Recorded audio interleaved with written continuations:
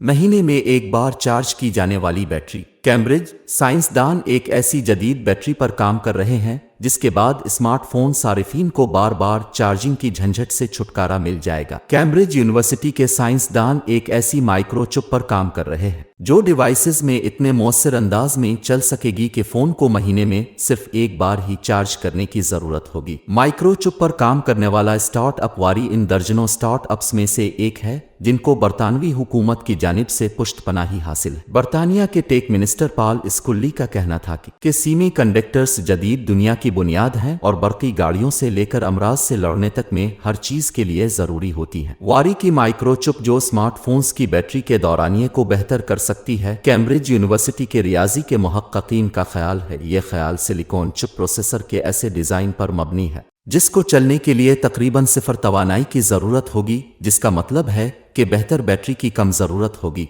दूसरी जानिब इम्ब्रिल college London के मुहक्किकीन की स्टार्टअप मिनट न्यूरो की बनाई गई चिप मौजूदा डिवाइसेस से 100 गुना ज्यादा छोटी है। ऐसी डिवाइसेस मिसाल के तौर पर कुब्न समाज से महरूम अफराद में लगाई जाने वाली डिवाइस और राशि के मर्ज में मुब्तला अफराद की मदद के लिए लगाए जाने वाले स्टिम्युलेटर जैसी डिवाइस के तौर पर दहाइयों से इस्तेमाल की जा रही हैं।